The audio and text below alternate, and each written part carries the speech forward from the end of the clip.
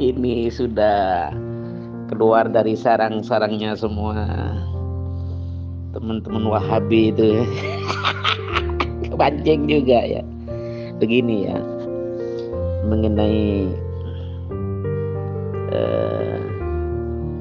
Asy-Syaikh Muhammad Nasiruddin Al-Albani itu tidak pernah hafal suatu hadis lengkap pun, sehingga tidak memenuhi kriteria sebagai seorang yang hafid atau faqih dalam bidang ilmu hadis. Tentunya seperti yang dipersyaratkan oleh Ibnul Qayyim Al-Jauziyah, ulama Wahabi juga. Ini saya mensitir di dalam kitabnya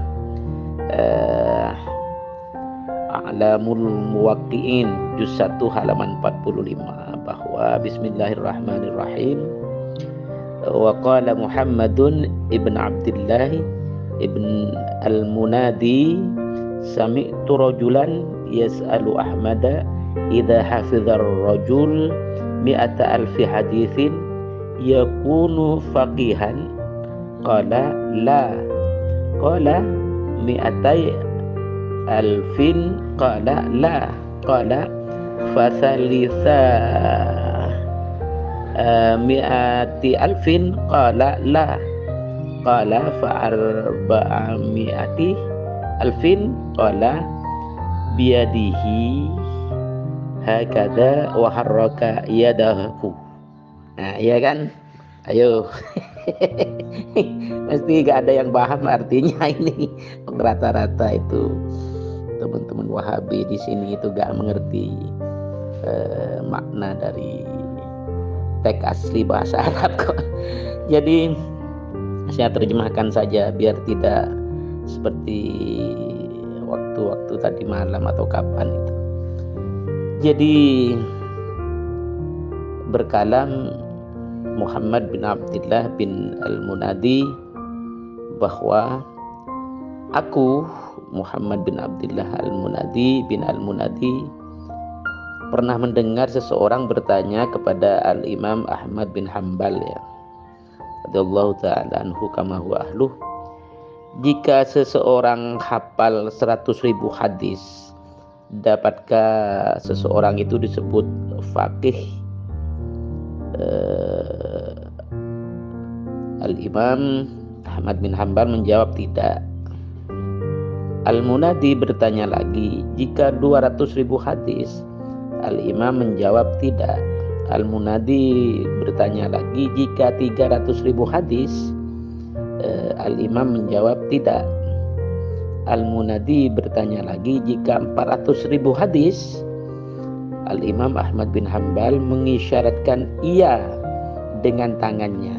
Itu 400.000 hadis loh baru disebut ya al-hafid, al-faqih atau muhaddis.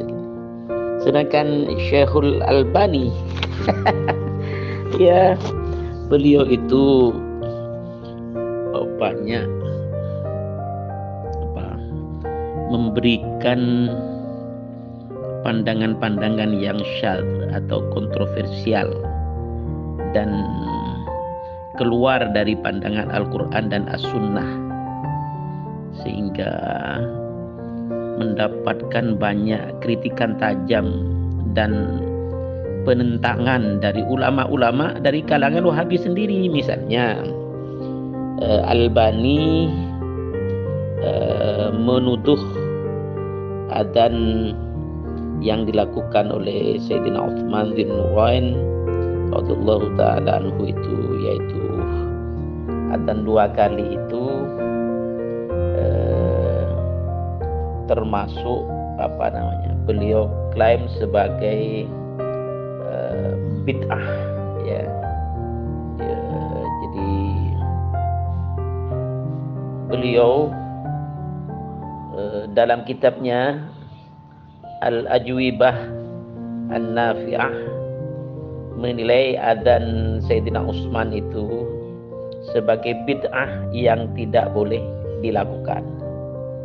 Jadi tentu saja pendapat ini mendapat kritikan banyak dan menganggap seluruh sahabat dan ulama salafus saleh yang telah menyetujui adzan Sayyidina Utsman bin Affan sebagai ahli bid'ah. Bahkan Syekhul Utsaimin ya, sama tokoh ulama Wahabi sangat keras, sangat marah kepada Al-Albani, sehingga di dalam salah satu kitabnya menyinggung Al-Albani dengan sangat keras dan menilainya tidak memiliki pengetahuan sama sekali. Ini saya baca ini dalam kitab Syarhul Aqidatul Wasithiyah halaman 638, penilaian Al-Utsaimin terhadap Al-Albani sebagai seseorang laki-laki yang tidak memiliki pengetahuan agama sama sekali. Kata beliau itu bukan kata saya baca teks aslinya. Bismillahirrahmanirrahim. Ya'ti rajulun fi hadzal 'asr laisa 'indahu syai'un minal 'ilmi. Ini jelas, ini yang dimaksud itu Al-Albani oleh Al-Utsaimin ini. Wa yaqulu adhanul jum'ati al-awwalu bid'atun li'annahu laisa ma'rufan ala ahdi rasuli sallallahu alaihi wasallam wa yajibu an naqtasir 'ala al-adhani ats-tsani faqat fanaqulu lahu inna sunnata Utsmana radhiyallahu ta'ala anhu sunnatun muttaba'atun idza lam tukhalif sunnata Rasulillah sallallahu alaihi wasallam wa lam yaqum ahadun minas sahabati alladzina hum a'lamu minka wa aghyaru ala dinillahi bimu'aradatihi wa huwa minal khulafa'ir rasyidin al mahdiyyin alladzina amara Rasulullah sallallahu alaihi wasallam bittiba'ihim. Jelas ini. Kedua, Al-Albani itu mengkafirkan Imam Bukhari ya, karena dalam Sahih Bukhari beliau melakukan takwil terhadap ayat 88 surat Al-Qasas ya. Jadi ketika ditanya tentang penakwilan seperti dalam Sahih Bukhari tersebut ya, yaitu kullu syai'in halikun illa wajhah ay illa mulkah ya, gitu kan ya. Jadi tiap-tiap sesuatu pasti binasa kecuali Allah, gitu kan. Maksud illa wajhah adalah illa mulkah, kecuali kerajaannya. Nya di sini adalah Allah, kerajaannya Allah. Ini Sahih Bukhari. Ketika ditanya tentang penakwilan seperti dalam Sahih Bukhari tersebut, Albani mengatakan hadza la taquluhu muslimun mu'minun. Ya, ini dalam kitab Fatawa Al-Albani ya, halaman 523. Penakwilan seperti ini tidak akan dikatakan oleh seorang muslim yang beriman. Ini lancang beliau sekali menuduh Al-Bukhari, seorang ahli hadis yang paling otoritatif, difatwa oleh Al-Albani, walaupun secara halus Al-Albani menilai beliau bukan seorang muslim yang beriman. Ini kacau ini. Dan tentu saja kita meyakini bahwa Al-Bukhari jauh benar sama wa sumur ini lebih mengetahui terhadap penafsiran Al-Quran dan As-Sunnah daripada Syekh Al-Albani. Itu yang kedua. Yang ketiga, dalam kitab Syekh Al-Albani yang berjudul Tahdhirus Sajid min Ittikhad Al-Qubur Masajid halaman 68, Syekh Al-Albani mengajak kaum muslimin untuk membongkar total Al-Qubbatul Khadra, kubah hijau yang menaungi Maqbaratus Syarif baginda Rasulullah sallallahu alaihi wasallam, dan mengajak mengeluarkan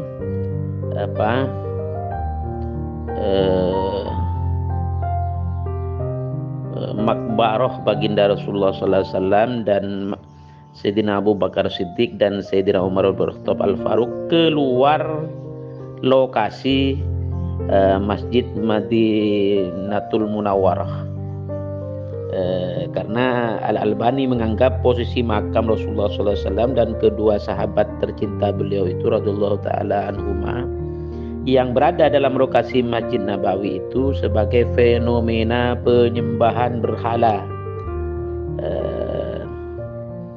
zahirah wa thaniyah.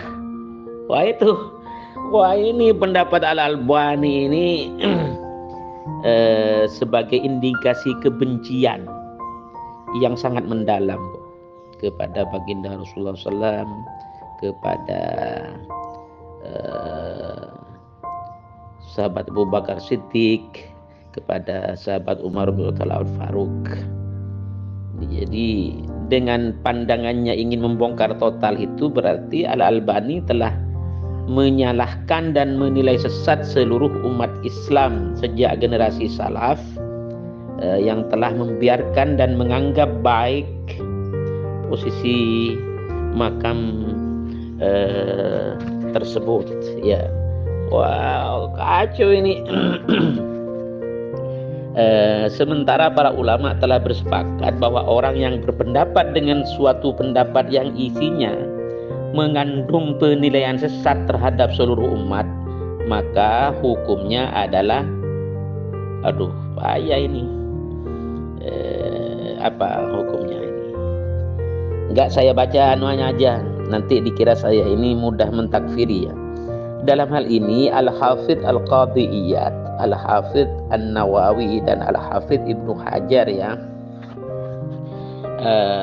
Al-Asqalani ya, mengatakan begini: wa kadza naqta'u bi kufri kulli man qala qawlan yutawassalu bih ila tafdilil ummah. Jadi Al-Qadhi Iyad dalam Asy-Syifa-nya ya, juz 2 halaman 236, Al-Hafidh An-Nawawi dalam Rawdatul Talibinnya juz 8 halaman 384, Al-Hafidh Ibnu Hajar Al-Asqalani dalam Fathul Barinya juz 12 halaman 300. Selanjutnya, banyak ini Syekh Al-Albani dan kepentingan Yahudi. Jadi begini, suatu saat Al-Albani mengeluarkan fatwa yang isinya bahwa berkunjung kepada keluarga dan sanak famili pada saat hari raya termasuk bid'ah yang harus dijauhi. Ini jadi gak boleh berlebaran, itu kacau ini. Tetapi di saat yang lain Al-Albani mengeluarkan fatwa yang isinya mengharuskan warga muslim Palestina agar keluar dari negeri mereka dan mengosongkan tanah Palestina untuk orang-orang Yahudi. Dalam hal ini Al-Albani mengatakan di dalam Fatwa Al-Albani ya, yang dihimpun oleh Ukasyah Abdul Manan, sebentar halaman 18 ada kalam begini: inna alal filastinina an yughadiru biladahum wa yakhruju ila biladin ukhra wa inna kulla man baqiya fi filastina minhum kafirun. Wah ini kacau ini. Akhirnya fatwa Al-Albani ini menyulut reaksi keras dari berbagai kalangan melalui berbagai media massa di Timur Tengah. Sebagian pakar menganggap fatwa Al-Albani ini membuktikan bahwa logika yang dipakai oleh Al-Albani adalah logika Yahudi, bukan logika Islam. Karena fatwa ini sangat menguntungkan orang-orang Yahudi yang memang berambisi menguasai Palestina.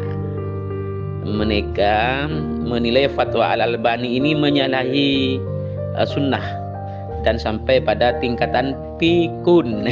Pikun. Bahkan Profesor Dr. Ali Al-Fuqair, anggota Dewan Perwakilan Rakyat Yordania, menilai bahwa fatwa Al-Albani ini keluar dari setan. Dan tentu saja fatwa Al-Albani menjadi bukti kebenaran pernyataan Al-Utsaimin bahwa Al-Albani memang tidak memiliki ilmu pengetahuan agama sama sekali. Banyak ini fatwa-fatwa Al-Albani. Jadi banyak fatwa Al-Albani itu yang kontroversial, yang keluar dari perspektif Al-Quran, As-Sunnah, Ijma' dan seterusnya. Di antara fatwa-fatwanya adalah satu, mengharamkan memakai cincin, memakai gelang, memakai kalung emas bagi kaum wanita. Wah. Kedua, mengharamkan berwudu dengan air yang lebih dari 1 mud atau sekitar setengah liter, dan mengharamkan mandi dengan air yang lebih dari 5 mud sekitar 3 liter. Tetapi fatwa ini dilanggarnya sendiri. Al-Albani pernah berwudu di Masjid Damaskus, Syria dengan menghabiskan air yang tidak kurang dari 10 mud, sekitar 6 liter. Kacau ini. Yang ketiga, mengharamkan sholat malam melebihi 11 rakaat. Yang keempat, mengharamkan memakai tasbih untuk berzikir. Yang kelima, melarang sholat tarawih melebihi 11 rakaat. Padahal di Masjidil Haram, di Makkahul Mukarramah dan Madinatul Munawwarah, berapa rakaat tarawihnya? Jadi begini, terakhir banyak ini. Terakhir saya bacakan tentang positioning Al-Albani dengan ilmu hadis. Jadi akhir-akhir ini tidak sedikit di antara pelajar Ahlus Sunnah wal Jamaah yang tertipu mentah-mentah dengan karya-karya Al-Albani dalam bidang ilmu hadis, karena belum mengetahui siapa sosok sebenarnya Al-Albani itu. Jadi pada mulanya Al-Albani adalah seorang tukang jam. Al-Albani memiliki kegemaran membaca buku. Dengan kegemarannya ini, Al-Albani mencurahkan untuk mendalami ilmu hadis secara otodidak, tanpa mempelajari hadis dan ilmu agama yang lain kepada para ulama secara talaki, secara musyafahah, secara face to face, di mana proses talaki dan musyafahah dan face to face itu menjadi tradisi wajib ulama salaf dan ulama ahli hadis. Ya. Oleh karena itu Al-Albani tidak memiliki sanad hadis yang muktabar, ya kan? Kemudian Al-Albani mengaku sebagai pengikut salaf, padahal memiliki akidah yang berbeda dengan salafus soleh, yaitu akidah Wahabi yang berpandangan tentang tajsim atau mujassimah itu, ya kan? Oleh karena akidah Albani yang berbeda dengan akidah ulama ahli hadis dan kaum muslimin secara mayoritas, maka hadis-hadis yang menjadi hasil kajiannya sering bertentangan dengan pandangan ulama ahli hadis. Tidak jarang Al-Albani menilai dhaif dan maudhu terhadap suatu hadis yang disepakati kesohihannya oleh para huffaz, para hafidh, para ahli hadis. hanya dikarenakan hadis tersebut berkaitan dengan dalil tawassul misalnya. Salah satu contoh misalnya dalam kitabnya At-Tawassul Anwa'uhu wa Ahkamuhu halaman 128, Al-Albani mendoifkan hadis Aisyah yang diriwayatkan oleh Ad-Darimi dalam As-Sunannya dengan alasan dalam sanad hadis tersebut terdapat perawi yang bernama Sa'id bin Zaid saudara Hammad bin Salamah. Padahal dalam kitabnya yang lain Al-Albani sendiri telah menilai Sa'id bin Zaid ini sebagai perawi yang hasan dan jayyid hadisnya, yaitu dalam kitabnya Irwaul Ghalil juz 5 halaman 338. Sebentar Beb ya. Ini anak saya menunggu ini. Al-Albani mengatakan tentang hadis yang dalam sanadnya tersebut terdapat Sa'id bin Zaid dengan berkalam demikian. Aku Al-Albani berkata, ini sanad yang hasan. Semua perawinya thiqah dapat dipercaya. Sedangkan perawi Sa'id bin Zaid saudara Hammad ada pembicaraan yang tidak menurunkan hadisnya dari derajat hasan. Dan Syekh Ibnul Qayyim Al-Jauziyah mengatakan dalam Al-Furusiyahnya ini hadis yang sanadnya jayyid. Ya. Jadi contoh-contoh kecurangan dan kebohongan dalam menilai hadis tidak jarang dilakukan oleh Al-Albani karena kepentingan aliran Wahabi yang dianutnya. Jadi vested interest aliran Wahabi versi Albani sendiri. Jadi di antara ulama Islam yang mengkritik Al-Albani adalah Al-Imam Al-Jalil Muhammad Yasin Al-Fadangi ya, yang terkenal dengan Musnidud Dunya, musnadnya, sanadnya kitab-kitab di dunia ini, ya, gitu kan, ulama Nusantara ini, ya, penulis salah satu kitab Ad-Durrul Mambut Syarah Sunan Abi Daud dan pengarang kitab Fathul Alam Syarah Bulughul Maram. Ya, ini yang menentang sekali, ini ulama kelas dunia akhirat kalau ini Al-Padangi ini. Juga yang mengkritik keras adalah Al-Hafidh Abdullah Al-Ghumari dari Maroko, ya, juga Al-Hafidh Abdul Aziz Al-Ghumari dari Maroko juga Al-Hafidh Abdullah Al-Harari Al-Abdari dari Lebanon, pengarang kitab Syarah Alfiyah As-Suyuti fi Mustalahul Hadis. Ya, ini abang siapa tadi malam ini? Juga yang menentang keras adalah Al-Muhaddits Mahmud Sa'id Mamduh dari Uni Emirat Arab, pengarang kitab Raf'ul Munarah li Takhrij Ahadits At-Tawassul wa Ziyarah. Juga yang menentang keras adalah Al-Muhaddits Habibur Rahman Al-A'zami dari India. Juga Syekh Muhammad bin Ismail Al-Ansari, seorang peneliti Komisi Tetap Fatwa Wahabi Saudi Arabia. Ini ada komisi-komisinya, ini ada forumnya, ada lembaganya. Juga yang menentang keras adalah Syekh Muhammad bin Ahmad Al-Khazraji, Menteri Agama dan Wakaf Uni Emirat Arab.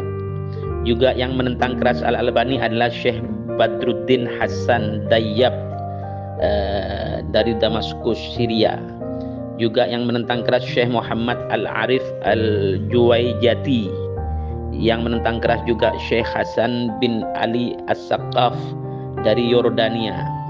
Yang menentang keras juga Al-Imam As-Sayyid Muhammad bin Alwi Al-Maliki Al-Hasani At-Tijani dari Mekah, Profesor Doktor ahli hadis zaman kini. Yang menentang keras juga Muhammad bin Saleh Al-Utsaimin dari Najd. yang menyatakan bahwa Al-Albani tidak memiliki pengetahuan agama sama sekali. Dan yang jelas dan pasti masing-masing ulama yang saya sebutkan itu dan yang lain-lain masih banyak lagi telah mengarang bantahan terhadap karangan-karangan Al-Albani. Tulisan Syekh Hasan bin Ali As-Saggaf yang berjudul Tanaqudat Al-Albani Al-Wadihat merupakan kitab yang menarik dan mendalam dalam mengungkapkan kesalahan fatal dan total dari Al-Albani tersebut.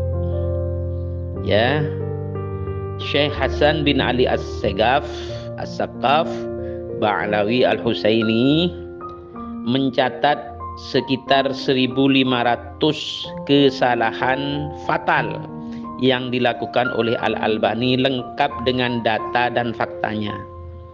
Bahkan menurut penelitian ilmiah beliau, yaitu Syekh Hasan bin Ali As-Saggaf Ba'alawi Al-Husaini, ada 7.000 kesalahan fatal dan total dalam buku-buku yang ditulis oleh Al-Albani. Ya, jadi ya itulah konklusinya, apabila mayoritas ulama yang sudah teruji, terakui kapabilitas keilmuannya sudah menegaskan penolakan tegas dan total tersebut, berarti positioning Nasiruddin Al-Albani memang tidak layak untuk diikuti dan tidak layak untuk dijadikan panutan, terutama dalam bidang ilmu hadis. Ya, itu ini yang saya baca, memang sudah lama saya baca ini, 27 menit 28 detik, tapi ini untuk membungkam positioning dan profil kesalahan total dan fatal dari Syekh Al-Albani. Ya, demikian Abah Dwiki Hermawan ya, dan teman-teman Wahabi, tolong dibantah voice note saya ini dengan data, kitab dan fakta, jangan dengan framing mutar-mutar kata-kata saja. Mohon izin, mohon maaf. Terima kasih. Wallahul muwaffiq ila aqwamit thoriq. Assalamualaikum warahmatullahi wabarakatuh.